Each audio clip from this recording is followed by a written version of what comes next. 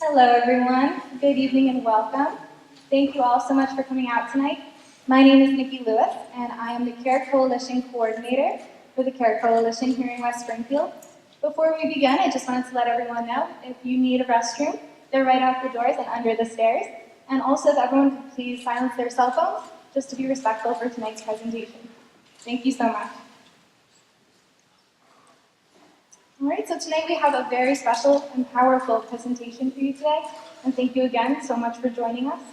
Tonight, Mr. Kirk Jonah is here to share his story. Mr. Jonah is from West Springfield, born and raised. He started in Birch Park Circle with his father, a World War II veteran, as well as a Korean War veteran.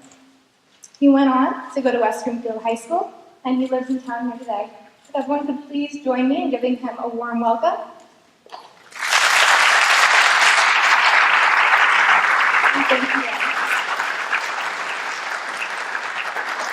Thank you, and thank you for all coming tonight. I greatly appreciate it. And so before we start, what I'd like to do is, Channel 57 has a program called Connecting Point. And they came to our home and they asked if they could do a story on our family and our son Jack. So before we start, what I'd like to do is play that piece, and then we'll start after that.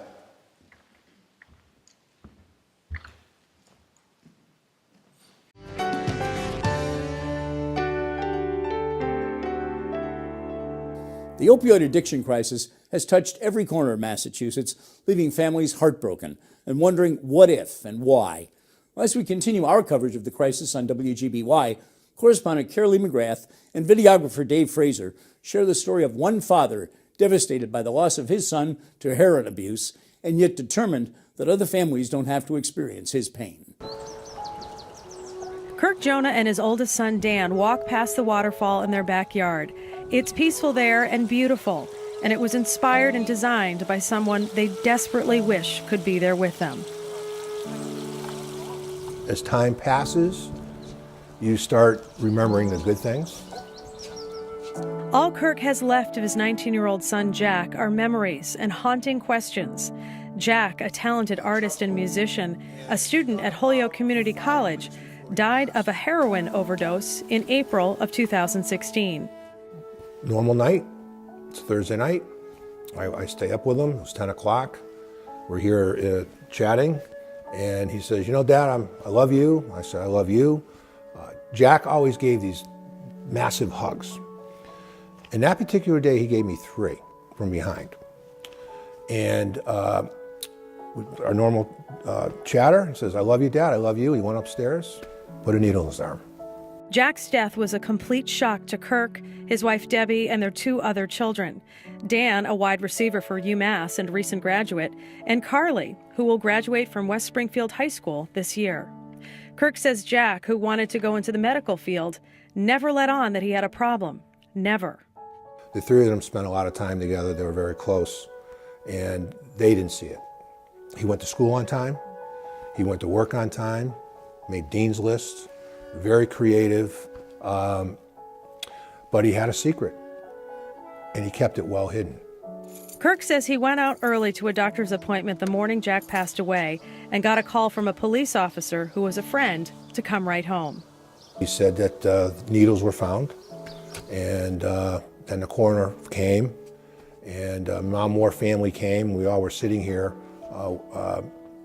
and the last thing I really remember is the stretcher coming down the stairs, the noise of it going each level, and that door that you came through, that noise that it opened, and the stretcher going out and the door closing. In the last few months, Kirk has spoken publicly about his son Jack. Once at a gala for Mercy Behavioral Health to raise money to expand treatment programs there. He also spoke at the Holyoke Mall to promote an educational display called Hidden in Plain Sight. The display, put together by West Springfield's Care Coalition and the Hampden County Addiction Task Force, recreated a teenager's room with often missed signs of potential drug abuse. When I saw that room, typical teenager's room, there are a couple things, right? We talked about the wastebasket. You know, do you go through the wastebasket? You know, do you look for things in the wastebasket, certain items? But I have to tell you, it's the backpack. In my mind, it comes back, and there was a backpack there. Think about what kids do with their backpacks. They bring it into the room with them. They take it to school with them. They take it in their car with them. It's always with them. And I know a couple young men that are heroin users, that's what they use. Since Jack's death, Kirk has been trying to hold his family together. We don't want to see other people go through this pain, this heartache. There's no words can describe it. It's second by second. It's minute by minute. Then it's day by day. And the next thing you know, 1 year and 26 days have passed. Kirk says he wants more resources to be put towards stopping the flow of drugs into the area, but he encourages families to discuss the topic and prays that young people with a problem will speak up. It only takes once. And once you're hooked, you're hooked. As for his grief that many families can identify with as a result of the opioid crisis, he says it will always be with him. Some advice I received for loss of such a deep loss. You're going to be sad every single day. Don't make it all day. Make it just a small part of your day. Control it. So I have this little vault, and I have a special key that no one else has. And I open that vault every day, and I take out, and my sadness is overwhelming, and no one sees it. And sometimes it's 20 minutes, sometimes it's 60 minutes, sometimes it's 10 minutes. And I say, put this sadness back into the vault. I close it and lock it, and I said, I'll see you tomorrow.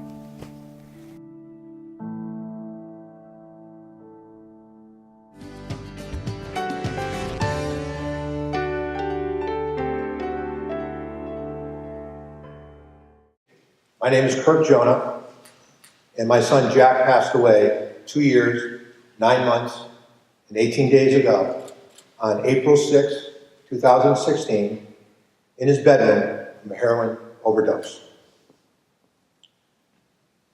His addiction came as a complete surprise to our family. The devastating impact of that day is something words cannot explain. The pain is deeper than you can imagine. You learn to function on an hour-to-hour basis, then it's day-to-day, and the next thing you know, over 2 years have passed. As I stand here speaking to all of you, I ask myself many questions. How, as a father, did I not see the signs? How, as a father, did I let this happen? How, as a father, husband, and brother, do you possibly guide your family through something like this? In order to continue with your life, you gain strength and courage with the support and prayers from your friends, family, and community.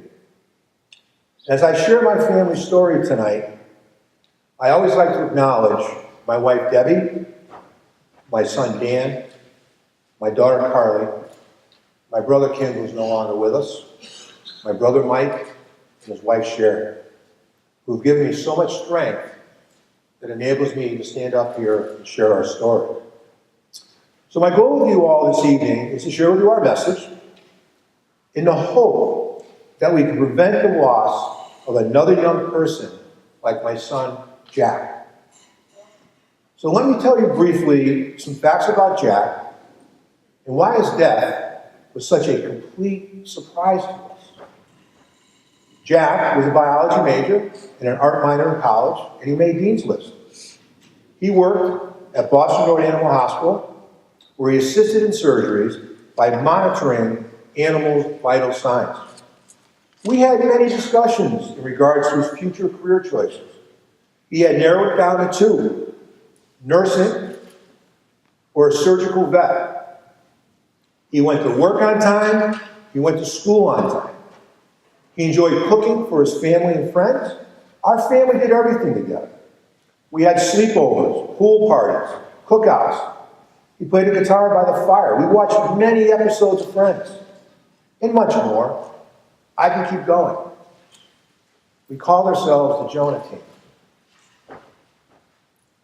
He had it all going for him, except he had a hidden secret. Jack was using heroin. We don't know how long he was using.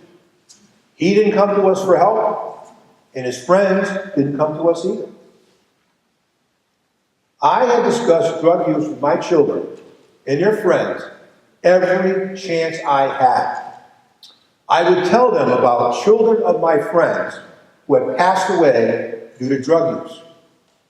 I always tried to explain the impact drugs can have.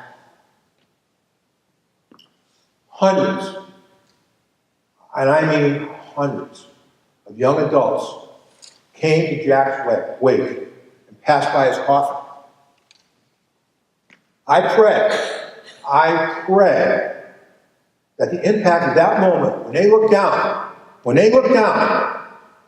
at Jack, made them think twice about going down the same path. And I hope and pray that our heartache saved some lives that day. Jack hid his addiction, and he hid it well. On the Sunday before his passing, he spent the morning taking care of my terminally ill brother, and my brother didn't see it. Also, about a month before he passed, he met and spoke with a 4-year clean, recovering heroin addict for at least 10, 15 minutes, and this person didn't see it either. At 10 p.m., on the night Jack died, we had our normal nightly conversation. He hugged me and said, "I love you, Dad."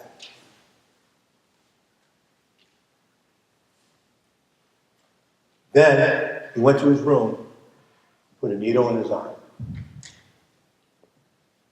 Jack's drug use didn't affect his ability to work, get good grades, or participate in our family.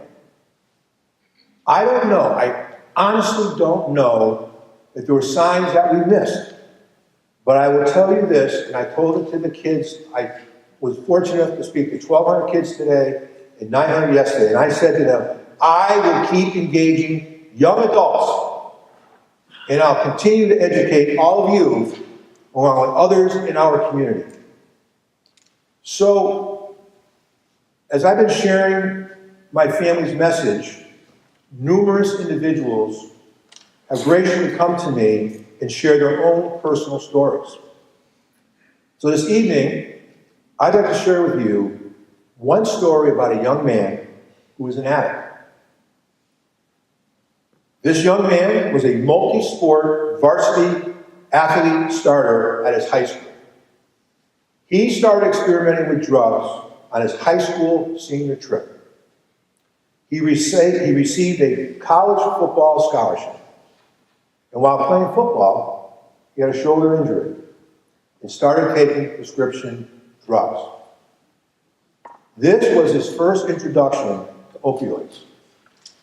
Then, someone introduced him to sniffing Percocets. And so, what you do is you take the Percocet and you cut it up and you sniff it. He told me he started sniffing 10 pills a day at $30 a pill. $300 a day. And after a period of time, the high wasn't the same. The brain gets immune. And the brain's saying, I need more. I need more. It takes over. So this led him to the beginning of his heroin journey. First, he was sniffing heroin. In a short period of time, he was sniffing 20 bags of heroin a day. 20. This lasted for 5 months. What came next? Needle in the arm. Said, Mr. Jonah, best feeling ever. Well, guess what? He went into detox at 19 years of age. And he would go into detox every month, and then it progressed to every 3 weeks. His father took him at least 25 to 30 times. And you know something? At this point, he felt it was everyone's obligation to take care of him. It was everyone's obligation to take care of him. Imagine that. He wanted help. He wanted help, but he didn't know how to ask. He stole money from friends, and he'd steal from stores. You know, he avoided talking to anyone. And that loneliness of not being with people led him to isolation. He wanted help so badly that he went to a local convenience store and overdosed, on purpose that he'd be found, and he'd get the help he wanted so much. So through the entire process, he did finally find the professional help that he wanted so badly. And finally, with this professional help, and over time, he started going from being selfish to selfless, and from being dishonest to honest. And so he was clean for over 3.5 years. And with the professional help that he received, he was assisting addicts at an addiction facility. So there's hope. There's a path. It's a difficult path, and it's a difficult path for all involved. But there is a path. So he called me this morning, and he said, you know, Mr. Jonah, I had a medical procedure done, and I had to take something to help me with it. And unfortunately, I started doing heroin again. And he said, this lasted a little over 6 months.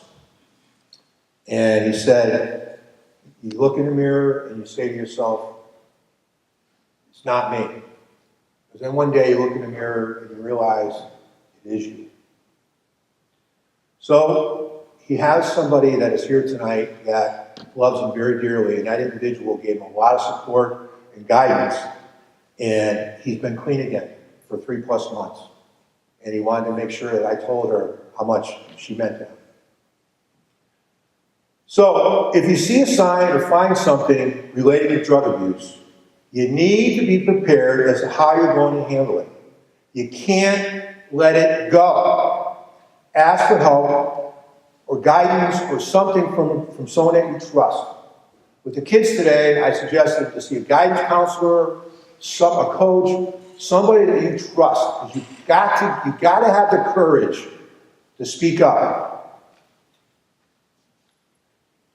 It takes using heroin one time. One time. And you or one of your friends can be gone forever. So, thank you for having me this evening. And I want to thank all of you for participating this evening. I hope that my comments will make each one of you think about how you would react if you ever are in a situation that involves heroin or some type of opioid drug use.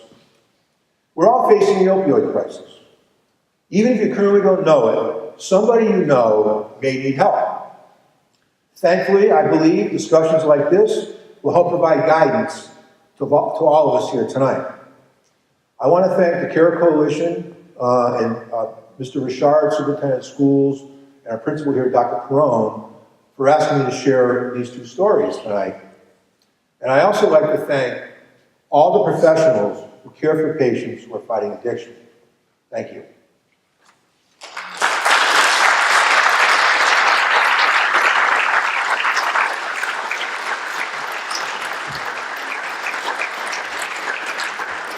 So what I'd like to share with you now is what I did. I was privileged to be able to speak to 900 middle schoolers yesterday, 6th, 7th, and 8th grade, and 1,200 high schoolers today. And so what I'm going to do is I'm going to share with you what I did and also continue on it, and we'll get input from all of you as well. But what I want to talk about was the opioid overdose epidemic. There have been 3 interrelated waves since 1999, so we're talking a 20-year time frame. And the first wave really introduced overdose deaths, was related to prescription overdoses. And the second wave, which started in 2010, we saw a rapid increase in deaths involving heroin. In the current wave we're in, which is 2013, we saw a rapid increase in deaths which involves synthetic opioids, such as fentanyl. And I think you may have heard that term, fentanyl. So what I did with the kids today is I said, when we had the number of overdoses with prescription drugs, it was 4 out of 10 would die from prescription drugs. But now, with these fentanyl, of all the overdose deaths that we've had, 75% of them involve fentanyl. So there's a high risk here. And this is what I try to communicate to the kids, the young adults in the community is, the risk is just too high. So then what I do is I ask them, now you understand, when you're in middle school and high school, your town is kind of your boundaries, right? You don't really know more than that until you get your driver's license and you start realizing how to get to Agawam, whatever. So what I would do is I say to kids, how many people do you think live in West Springfield? And they raise their hand, and one would say 10,000, 15,000. And then I put it up. And they would yell, oh, 28,700. And then I say, all right, let's go with Agawam. How many in Agawam? They yell out whatever, and then it go up, and they go, 28,849. And I go, Westfield, 41,007. And Chickadee. So now, when I do that, I then now go to them, all right, in 2016, how many people do you think died in the United States from overdoses, opioid overdoses? And they'll go 5,500, 2,000. And they all, whatever, I put up on the screen, 42,000. I go, that's more than your town of West Springfield. Imagine your entire town gone in 1 year. I go, how many in 2017? 47,000. That's Agawam, the west side. And it hits them real hard. They realize, wow, this is a big problem. So then, what I do is I talk about a couple stories. And I'll share them with you right now. I talk about, what I try to tell these kids is, Jack just didn't say one day, hey, I'm going to put a needle in my arm. That's what I wanted to believe as a parent, that it was just a one-time thing. But it wasn't. It was a process. He made a decision over here, and he went through a process to do this. And it took me a while to accept that. And so what I'm trying to talk to the kids about is, it's that decision you make here that's going to get you here. So start making good decisions, because you do not have the luxury today to make a bad decision. You make a bad decision today, it could be life-altering. So I said, all right, so let's talk about making good decisions. I go, two guys, they go to a party, beer of age, and one of the guys grabbed his mother's prescription. The mother had surgery, the Percocets or something like that. And it's, hey, it's from CVS, brown bottle, white cap, good stuff. You know it's not bad. And they both took it. One of those individuals became a 14-year heroin addict, and the other one didn't. I said, so which one are you going to be? You don't know. You don't know which one you're going to be. So make good decisions. I then talked to them about, what are you going to do if you know someone that you know is doing something? I said, the way it is today is you're not supposed to tell them, you're not supposed to say it. That's how it is, right? And so I'm going to give you a story. Two brothers. One brother thought the other brother was doing heroin. And thankfully, this brother had the courage enough to tell his parents. His parents started realizing something was going on. They went to counseling, and it helped them manage to it. And this young man is alive today, and two brothers are close. And thankfully, that brother had the courage to speak up. I said, I got two others. That individual didn't speak up. That person died. I said, how do you think that person's life is today when they realized they could have spoken up and they didn't, and their friend died? I said, which way you want to be? You got to speak up. You got to have the courage and the strength to speak up. So I covered those two stories. I then talked to him about other drugs. And I told him, I'm not an expert, by no means. But I can tell you stories of people that tell me their stories. And I had a heroin user tell me he started with pot. And what he did is he would sprinkle heroin in the pot and he'd smoke it. And he'd go, I'm under control. I'm smoking and I'm not doing a needle. I'm totally under control here. Ended up becoming a heroin. He's recovered, but he says it's a day-to-day battle. So those are some of the stories I share. I talk about cocaine. I said, I have a guy that works for me, whose nephew and best friend grabbed some cocaine, went to the house, up in the bedroom. They both did cocaine. Something was in it, whether it was fentanyl or something, I don't know, but something was in it. One died, his nephew was brain dead. So I try to share these stories with the kids to really get them to make smart decisions and better choices in their life. Now, what happens is I got about an hour with them. In 55 minutes before the bell is going to ring, I say to them, we have questions and answering before that, but I want to show you this. And I said, you guys tell me what this is.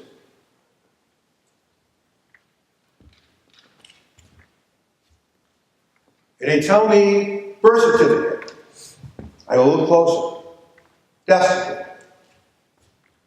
And I said, this is what you get as a parent when you bury, 6 weeks after you bury your child. And I said, I want you to look at that. So when you go out in the world, and you're sitting there and you're going, I don't know if I should be making this decision. I said, remember this death certificate. Maybe that would be that'll make you say, I don't want to do it. And I show the next picture. And I make them read it out loud. All the kids, I said, read it. Acute heroin intoxication. So I would tell them, you may leave here and not remember me. You may not remember Jack. But put that in your mind. So again, when you're out there and you're faced with a challenging decision, maybe this will be something that will help you make the right decision. And then the bell rings and they leave. And so I'll just bring up a couple questions that they asked me, and then we'll open up to the audience tonight. So it's interesting when we have these kids. One thing we wanted to do is hand out pieces of paper, and they write the question down on a piece of paper, and they hand it in, and then the teacher reads it. Some are bold, they raise their hand. And somebody asked me a question, well, why are there Percocets? That's a great question. I don't know why. I said, but I can't cite where I read this. I thought it was Mass Live, but I read that they said 50% of all heroin addicts came from a prescription drug type of scenario. I can't back it up, but I say that to the kids.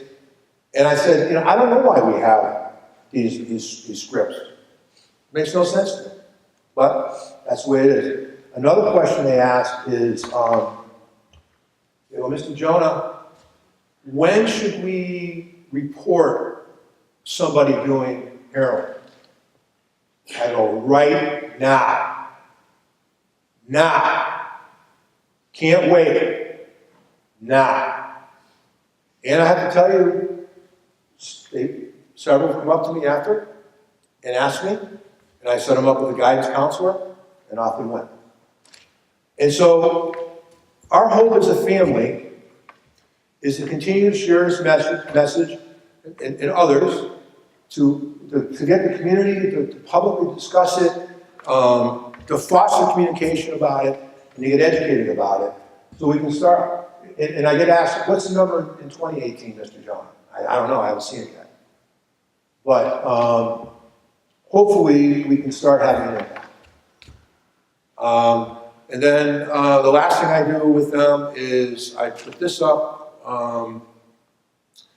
We formed a foundation as a family, and we're having something called Jack's Walk, May 4th. And it's really about getting the community together and kids at this walk. It's going to be an educational walk. And I leave that up. And Jack loved Ashley Reservoir. We've walked it many times together with Debbie and Dan and Carly. It's a special place for us, and we thought it would be appropriate for Jack's Walk.